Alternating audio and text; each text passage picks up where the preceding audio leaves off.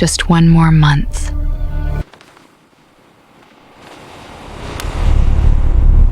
You haven't been taking them? I'm saving them. After the wedding, the guardianship filing goes in immediately. He won't be able to stop it.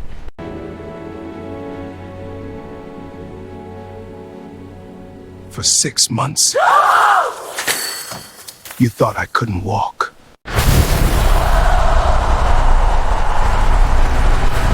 Everything I did, nothing I know! You were building a cage. For 6 months, Elton Briggs trusted the woman he loved. Every morning, she handed him 2 pills and a smile. But behind that smile was a secret that could destroy a billionaire and turn a dream wedding into a public nightmare. Before we begin this shocking story, please take a moment to subscribe to the channel and stay with us until the very end. 14 years before the morning of the wedding, Elton Briggs signed the papers that started Briggs Peak Capital in a small conference room on the 3rd floor of a building on 2nd Avenue in Seattle. He was 37 years old. He wore a gray flannel shirt, dark jeans, and a pair of running shoes he had owned for 2 years. The attorney on the other side of the table looked at him the way certain people in certain rooms always looked at him, measuring, skeptical, quietly deciding whether he belonged there. Elton did not explain himself. He signed the papers, shook hands, and said one sentence that his longtime assistant, Diane Okafor, still repeated whenever the company faced a hard decision. I don't need you to believe in me today. I need you to believe in me in 10 years. 10 years later, Briggs Peak Capital managed a portfolio of just over $1.1 billion. The main office occupied the 38th floor of Meridian Tower, overlooking Lake Washington. Elton still ran every morning at 5:45 a.m. Along the same route, through Seward Park, that he had run when he had nothing. He still ate breakfast at the same diner on Rainier Avenue South, counter seat, black coffee, whatever the special was. He still wore plain clothes to the office most days. He did not own a watch worth more than $60. He did not drive anything that would make anyone look twice. He was a black man, 51 years old, with a straight back and hair going silver at the temples. He had the kind of quiet that people sometimes mistook for shyness until they sat across from him in a negotiation and realized it was something else entirely. He had spent his whole life building things that lasted, and the one rule he had never broken was this: real power does not need to announce itself. The one thing he always carried was a small navy blue tie clip engraved, with his initials on the back, E.T.B. He had worn it the day he used his family's savings to buy the first property in East Tacoma that started everything. He wore it every time he needed to remember where he came from. It was not expensive. It did not look like much. That was exactly the point. The woman Elton was engaged to marry was named Sophia Lennox. She was 39 years old, sharp-featured. With dark hair she wore pulled back during business hours and loose in the evenings. She dressed impeccably, always pressed, always precise, the kind of woman who looked like she had never been caught off guard in her life. She had a Georgetown law degree, 7 years at a D.C.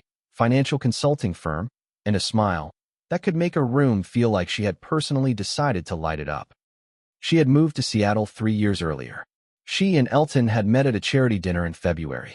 She was intelligent, composed, and knew exactly how to sit beside a powerful man without ever looking like she was trying to. She had also, in the 8 months since his accident, become the person who handled almost everything. The accident happened on a wet September morning. Elton slipped on the outdoor wooden stairs after his run, fractured his right kneecap on the edge of the step. Surgery, immobilization, 2 months of standard recovery. And then, the pills. White, small, unremarkable. Given to him every morning and every evening by Sophia, always with a glass of water, always with the same calm voice. The doctor said these help with inflammation. Don't skip them. Month 1, he needed a cane. Month 2, a walker. Month 3, a wheelchair. Elton told himself it was the injury. The doctors said some recoveries were nonlinear. He was tired, he was in pain, and he trusted the person taking care of him. But there were moments, small, easy to dismiss, when something felt wrong in a way he could not name. The morning Sophia suggested he might want to step back from the daily calls because his voice sounded strained. The afternoon she mentioned, very gently, that the board had expressed concern and that perhaps having her join the weekly briefings would take the pressure off. The evening she placed a set of documents on his bedside table, medical authorization forms, she said, insurance paperwork, and left a pen beside them, while he was half asleep and trusting and not reading carefully enough. He signed them, and the man, who had spent 14 years making every decision about his own company, slowly stopped making decisions at all. Not because anyone took them away loudly, because someone moved the ground under his feet 1 inch at a time and called it care. Theo Quincy had worked as Elton's driver and personal assistant for 4 years. He was 29 years old, medium build, always wore a navy polo, and kept one earbud in while he drove. He was the father of a 3-year-old boy named Jordan. His wife Keisha was 7 months pregnant with their second child. He owed 1 month's back rent on their apartment in Renton. He had $412 in savings. He had every reason in the world to keep his head down, do his job, and say nothing. But Theo had seen something like this before. Not the pills, not the legal maneuvering, but the shape of it. The slow disappearance of a strong man inside a relationship that looked, from the outside, like love. He had watched it happen to his father over 6 years when he was a teenager. He remembered the exact morning he walked into the kitchen and saw his father sitting at the table staring at the wall, not angry, not sad, just gone. Already gone. And nobody had done anything, because it had happened so gradually that by the time anyone thought to say something, the man they were trying to save had already stopped recognizing himself. Theo was not going to watch that happen again. He had started noticing things 3 months earlier. Small things. The way Sophia always positioned herself between Elton and his phone when certain calls came in. The way she summarized conversations for Elton afterward in ways that consistently shifted the framing. The names of companies he did not recognize appearing in the financial news feeds he monitored for Elton, buying into Briggs Peak Capital in quiet increments. Nothing large enough to trigger reporting requirements, but consistent. Steady. Organized. He had not said anything yet. He was not sure enough. He needed more. He got more on a Tuesday evening in late November. He was pulling the car around to the garage when he heard Sophia's voice through the kitchen window, which was cracked open 2 inches. Her tone was nothing like the voice she used when Elton was in the room. It was flat, impatient, and very precise. I told you already. After the wedding, the guardianship filing goes in immediately. With the medical records we have, and the board recommendation already in place, approval comes fast. He won't be able to contest it. By the time he understands what's happening, it will already be done. Theo sat in the dark of the garage for 7 seconds. He counted them. He felt his heart beating in his ears. Then he took out his phone and opened the voice memo app. He held it toward the window for the remaining 43 seconds of the call. 43 seconds. Enough. He sat in the garage for another 10 minutes after she hung up, not moving, thinking about Keisha and Jordan and the baby coming and the rent they owed and the job he could not afford to lose. He thought about all of it very clearly and honestly. And then he thought about his father sitting at that kitchen table, already gone, and nobody had done anything. He opened a text to Elton's private number, the one Sophia did not have, and typed 4 words. Need to talk. Tonight. Alone. They met in the small study at the end of the hallway at 11:23 p.m. Door closed, lights low. Theo set his phone on the desk and played the recording. Elton listened without moving. When it ended, the room was completely quiet. The clock on the shelf ticked. The HVAC hummed somewhere above the ceiling. Elton looked at Theo for a long moment. You could lose your job over this, he said. I know. Keisha's due in 2 months. I know. Then why? Theo looked down at the desk, then back up. Because I already stayed quiet once. I watched someone disappear, and I didn't do anything. I'm not doing that again. Elton held his gaze for 3 seconds. Then he reached into the back of his desk drawer and placed a small metal box on the surface between them. Inside, 44 white pills, lined up in careful rows. I've been keeping them for 3 weeks, Elton said. I didn't know what they were yet. I just knew something was wrong. He had started hiding the pills after the evening He overheard Sophia on the phone telling someone that the recovery timeline is right on schedule. He had not understood what that meant, but the phrase had lodged in him like a splinter, and the next morning, when she handed him his medication, with that same calm smile, and watched him swallow, he had let the pill slide under his tongue instead of down his throat. When she left the room, he had dropped it into the metal box, an old business card case from the early days of Briggs Peak, back when he printed his own cards and carried them to every meeting he could get. He had kept the box for years, as a reminder of where he started. That night, without planning it, it became something else. 44 mornings and evenings of pretending. 44 pieces of evidence. I need a doctor, Elton said. Not Peralta. Someone outside her network. And I need Brendan O'Shea tonight. Theo nodded once and picked up his phone. Dr. Amara Voss arrived at 12:47 a.m. Through the back entrance. She was a friend of Brendan O'Shea from their undergraduate years at Howard, now practicing internal medicine at a private clinic in Bellevue. She carried a compact medical bag and a testing kit that looked more like a travel case than hospital equipment. She crushed one pill, applied reagent, and waited 90 seconds. Cyclobenzaprine, she said. High-dose muscle relaxant. This is not an anti-inflammatory. It's not a recovery medication. She set the test strip down and looked at Elton directly. Taken consistently over several months, it doesn't damage muscle tissue outright. It disrupts neuromuscular signaling. The muscles don't atrophy the way they would from disuse. They lose the ability to activate on command. It's gradual. It mimics a degenerative condition. Any physician reviewing the chart without knowing what to look for would call it a natural complication of the original injury. The room was very still. If I stop now, Elton said, is there recovery? If the nerve pathways haven't been permanently disrupted, yes. But you need movement, circulation, and time. And you need to stop taking this immediately. Elton looked at the 44 pills in the metal box. He looked at them for a long time. That box, he had bought it at a stationery store on Pike Street back when he was 26 years old, still living in a studio apartment, running numbers on a laptop balanced on a folding table. He had carried his self-printed business cards in it to every meeting, every coffee, every cold call. When Briggs Peak finally had real offices and real business cards, he had kept the box in his desk because it reminded him of what it felt like to have nothing except belief in what he was building. And tonight, with no plan and no forethought, he had used it to carry the evidence that might save his life. Thank you, he said to Dr. Voss. Then he looked at Brendan O'Shea, who had been sitting in the corner chair listening, with his legal pad open and his expression giving away nothing. How long do I have before the wedding? Elton asked. Brendan checked his watch. 22 days. Is that enough? Brendan looked at him steadily.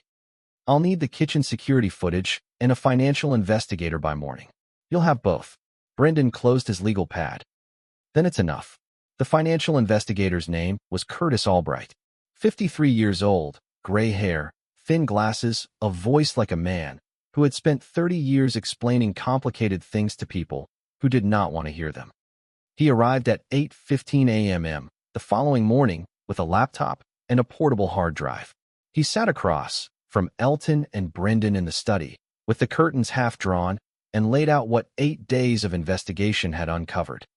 5 shell companies had been acquiring shares of Briggs Peak Capital over the previous 6 months. Small purchases staggered across different weeks, never enough in a single transaction to require public disclosure.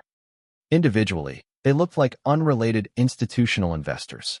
Collectively, they represented a 4.3% stake in the company. All 5 companies traced back to a single holding group registered in Delaware 8 months ago, 3 months before Elton's accident. The signatory on the holding group's formation documents was a name Elton did not recognize. But the notarized authorization letter attached to the filing carried a signature he knew very well. Sophia Lennox. She's been positioning herself to become one of the largest single voting shareholders, Albright said.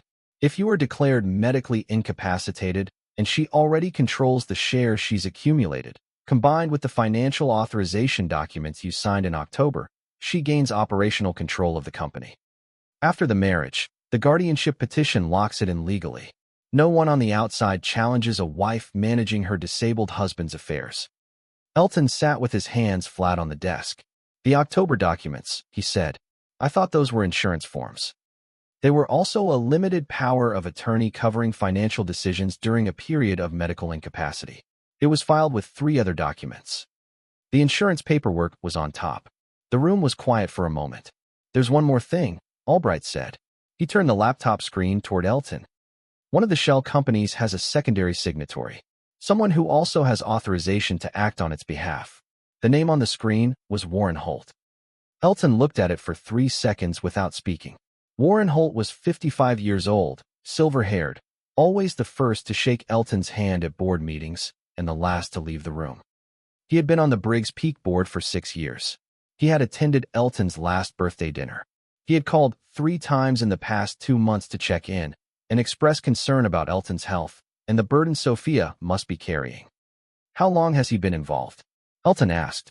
Based on the filing dates, since the beginning. Elton looked out the window at the gray Seattle morning. He thought about Warren Holt sitting at the board table for 6 years, shaking hands, staying late, calling to check in. All right, he said finally. Build the full case. Everything. The house on Queen and Hill continued to look, from the outside, like a home preparing for a celebration. A white tent went up in the garden on day 14. Florists came and went. The wedding planner walked through every room with a clipboard, measuring sight lines and testing the acoustics of the outdoor space. 217 chairs arrived on a truck and were arranged in rows facing a small stage, with 3 steps leading up to it and white flowers banked along both sides. Elton attended every planning meeting from his wheelchair. He asked about the seating chart. He nodded at the floral decisions. When the wedding planner said, with practiced warmth, "You'll look wonderful up there. We've built the ramp on the left side, so everything will be smooth for you," he smiled and said thank you. Sophia was at her best during those 3 weeks. Attentive, organized, radiating the particular warmth of someone who believes the finish line is in sight. She brought the morning pills, with her usual unhurried calm, handed him the water glass, and watched him swallow. She discussed the guest list over dinner. She arranged for his suit to be adjusted, tailored, she specified, for comfort when sitting for an extended period. She spoke to 2 board members who came for a pre-wedding dinner and expressed, over wine, that she hoped the company transition would be as smooth as possible for Elton's sake. The board members nodded sympathetically. Every morning, 30 seconds after Sophia left the room, Elton rolled to the bathroom and deposited the pills into the sink. He watched them dissolve and said nothing. Every afternoon, in the part of the garden not visible from the kitchen windows, Theo stood a few feet away, while Elton held the back of the stone bench and forced his legs to carry weight they had been chemically taught to forget. The first 3 days, he could not stand for more than 12 seconds, without his knees buckling. Day 7, 28 seconds, 1 step. Day 11, 8 steps without holding anything. Day 16, the full length of the garden path, and back, slow and uneven but continuous. On day 19, he stood at the bottom of the 3 garden steps near the side wall, and looked at them for a long moment. "If I fall on those stairs in front of 200 people," he said, "this will be a very different story." "You won't fall," Theo said from behind him. "You don't know that." "No, but I know you've been getting up every time you do." Elton put his hand on the railing and stepped up. His right leg shook badly on the 2nd step. He gripped the rail harder and kept going. 3rd step. He stood at the top, breathing through his nose, heart pounding against his ribs. "That's the stage," Theo said quietly. "That's the stage," Elton agreed.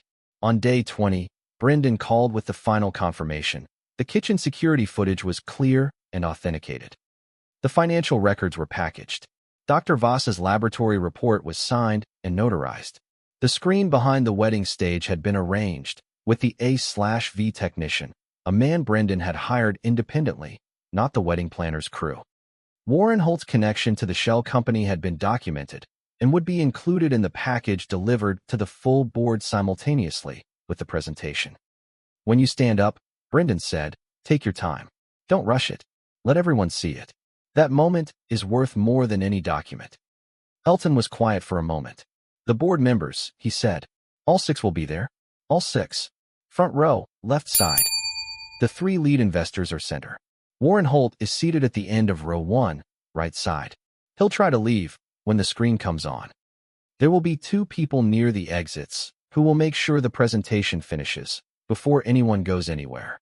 After the call ended, Elton sat alone in the study, with the lights off, and the city of Seattle going dark outside the tall glass windows. He opened the desk drawer and took out the metal box. Empty now, the pills had been transferred to Dr. Voss's lab weeks ago. He turned the box over in his hands, felt the weight of it. He had carried it for 22 years. First as hope, then as evidence, now as something he did not have a word for yet. He set it down on the desk and picked up the navy tie clip, held it between his thumb and forefinger. E.T.B. on the back. He put it in his jacket pocket for the morning. The day arrived gray and cold, the way Seattle mornings arrive in December. Not dramatic, just honest.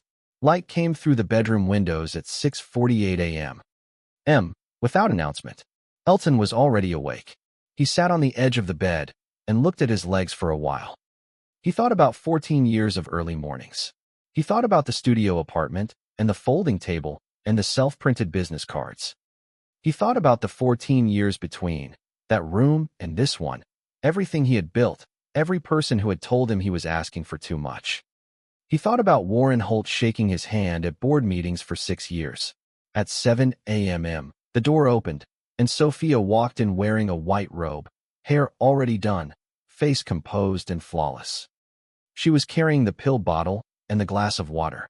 Her smile was the same smile it had always been, warm, practiced, certain. "Good morning," she said. "Today's the day." "It is," Elton said. She shook 2 pills into her palm and held them out to him, with the water. He took them, placed them in his mouth, drank, tilted his head back the way she expected. She watched until she was satisfied. "I'll see you out there," she said. She leaned down and kissed his forehead. "Don't be nervous. Everything is ready."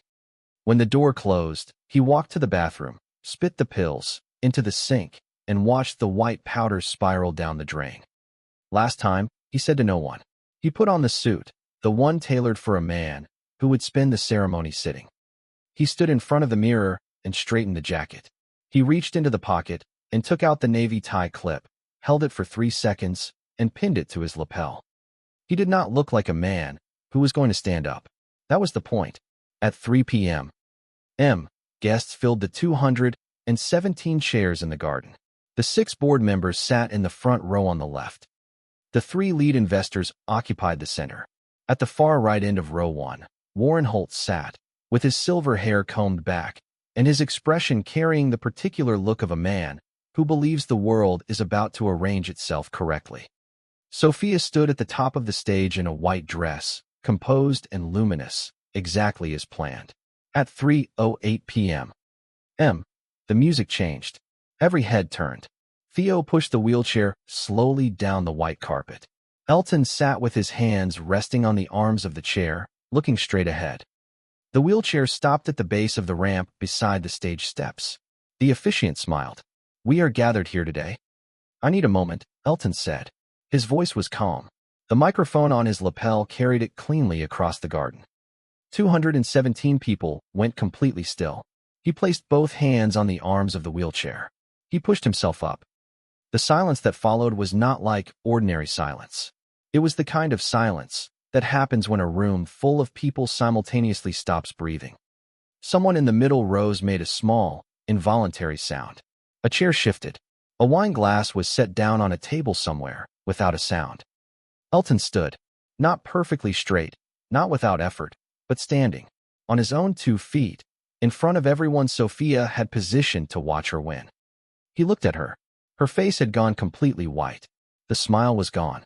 For just 1 second, under the composure and the white dress and the 8 months of perfect execution, something else appeared. Not fear, exactly. Something colder than fear. The look of a person watching a building they constructed with great care begin to fall. For 6 months, Elton said, his voice steady, I believed I was losing the use of my legs because of my injury. He took 1 step toward the stage, then another. The garden was so quiet that his footsteps on the stone path were audible. I believed the doctors. I believed the medication. I believed the person who handed me that medication every morning and told me it was helping. He reached the base of the 3 steps. He put his hand on the railing. First step. His right leg shook. He held the rail and kept moving. Second step. Slower. Both hands on the rail. He did not stop. Third step. He stepped onto the stage and turned to face the crowd. The truth is, I was not getting sick. I was being made sick. Deliberately. Every day. By someone who needed me in that chair. At the front row, Brendan Osei nodded once toward the back of the garden. The A/V technician pressed a key. The screen behind the stage came to life. Kitchen camera footage. Date stamp, October 6th, 9:14 p.m. Sophia standing at the counter, 2 pill bottles, pouring from one into the other, with the unhurried efficiency of someone performing a routine task. No nervousness. No hesitation. Her phone to her ear. Gasps moved through the crowd like a wave breaking. Then the financial documents. 5 company names. A Delaware holding group. Formation date, 8 months ago. The notarized authorization letter. The signature at the bottom. Then Dr. Voss's laboratory report. Cyclobenzaprine. High dose. Long-term administration. Effects consistent with induced neuromuscular suppression. And then, the document that made Warren Holt's face go gray. The secondary signatory page from the shell company filing. His name. His authorization. His involvement, dated from the beginning. Holt pushed back his chair. One of Brendan's people appeared at the end of the row, without a word, and stood where the aisle met the exit. Holt sat back down. Elton let the screen run for 10 seconds after the last document. He looked out at the board members, at the investors, at the 200 faces he had known and worked with and trusted. Then he looked at Sophia. She was not white anymore. She was something else entirely. Color rising in her face, hands at her sides, the composure gone, and something raw and furious rising in its place. "This is not," she started. "I'm not finished," Elton said. His voice did not rise. It did not need to. "You want to stand there and show people a video? You fell. You were sick. I took care of you. That's what I did." Her voice was perfectly controlled for the first 5 words, and then it was not. "Everything I did was for you. Every decision I made was, because you couldn't make them yourself. You want to turn that into a crime? The laboratory report. I don't know anything about any laboratory report. I gave you what the doctor prescribed. I'm not a pharmacist. If Peralta made an error."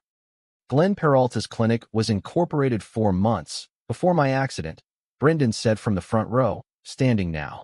"The incorporation documents list you as a founding investor." The garden was completely still.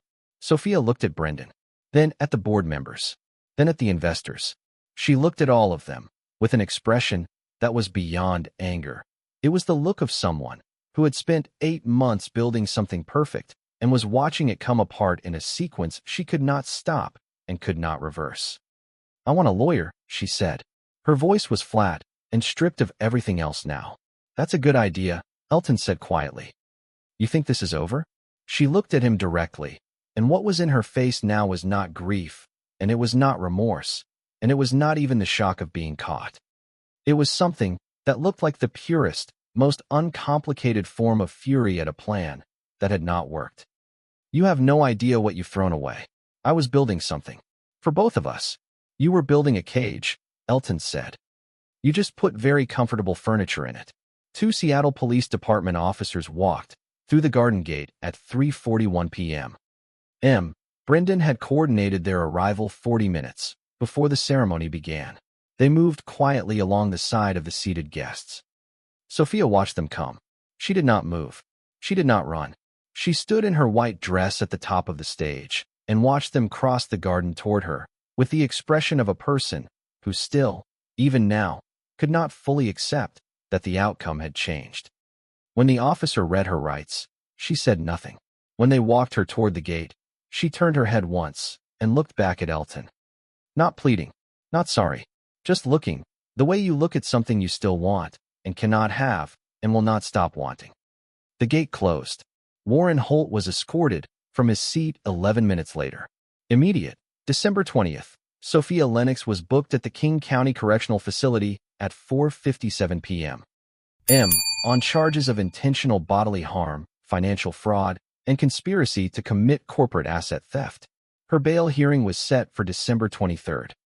Her attorney, the third one she contacted after the first two declined the case, entered a plea of not guilty on all counts. Dr. Glenn Peralta's medical license was suspended by the Washington State Medical Commission at 6:30 p.m. the same evening, pending a full investigation.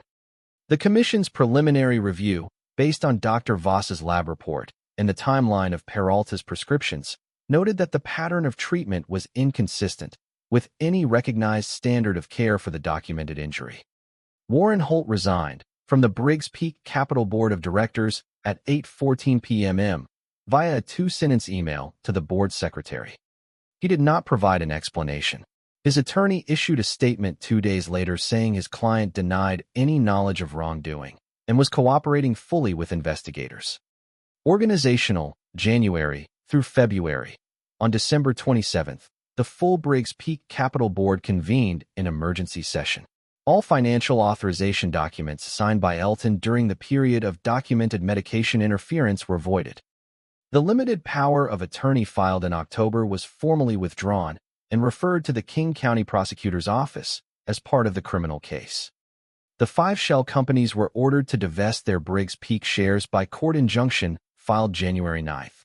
The total position, acquired at a blended cost of approximately $3.1 million, was liquidated at market over 4 trading days.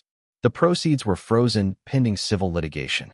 On January 14th, Brendan Osei's office filed a civil suit naming Sophia Lennox, Glenn Peralta, Warren Holt, and the Delaware Holding Group as co-defendants. Counts included intentional infliction of physical injury, financial fraud, breach of fiduciary duty, and civil conspiracy. The lead plaintiff was Elton Briggs. The second plaintiff was Diane Okafor, who had been systematically excluded from a series of company decisions during the months Sophia served as interim administrative support. 3 investors who had been approached by Warren Holt about restructuring options in the event Elton became permanently incapacitated came forward voluntarily to Brendan's office in January. Their statements formed the basis of an additional count of investor fraud. Systemic. April. On April 14th, the Washington State Medical Commission adopted a new mandatory reporting rule. Any physician prescribing a medication outside the documented treatment protocol for more than 60 consecutive days, without a second opinion consultation, was required to file a supervisory review form. The rule applied to all prescriptions involving controlled muscle relaxants, sedatives, and neuromuscular agents. The rule was not given an official name in the Commission's published guidelines. In the informal language that spread through medical offices and hospital corridors across the state, it was called the Briggs Rule. Elton Briggs did not sell Briggs Peak Capital. He had considered it, in the months before the accident, in the way that certain men consider laying down something heavy after carrying it for a very long time. He had built enough. He had proven enough. Maybe it was time to let someone else carry it. He did not feel that way anymore. In March, 4 months after the wedding, that was not a wedding, he ran 3 kilometers around Green Lake for the first time since the accident. It was not fast. It was not clean. His right leg still sent him warning signals on the downhill sections, and his form was nothing like it had been at 50. But he ran the full loop, alone, at 6:15 in the morning, when the mist was still low on the water, and the park was empty except for a few dog walkers, who did not know who he was. When he finished, he stood at the water's edge for a while and looked out at the lake. In April, he announced the formation of the Briggs Peak Foundation with an initial capitalization of $3.4 million from his personal funds.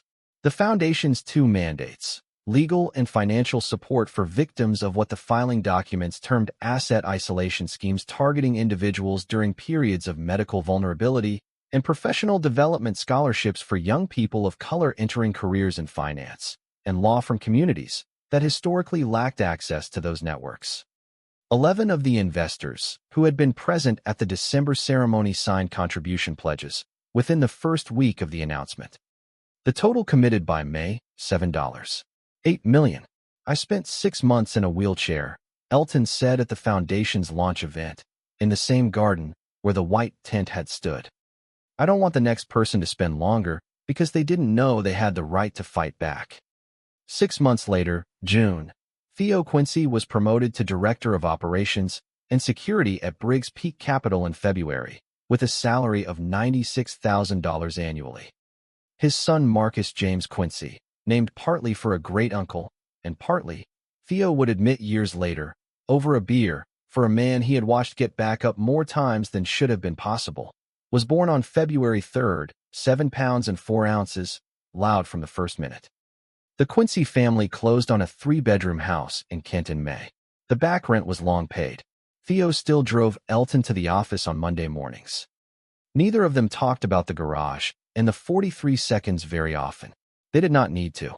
Dr. Amara Voss joined the Washington State Medical Commission's advisory panel for the new mandatory reporting protocols in March. She helped draft the language of what became the Briggs Rule. She described the process, in a later interview, as the most useful thing I have ever done, with a 90-second test result. Brendan Osei won the civil judgment on May 11th.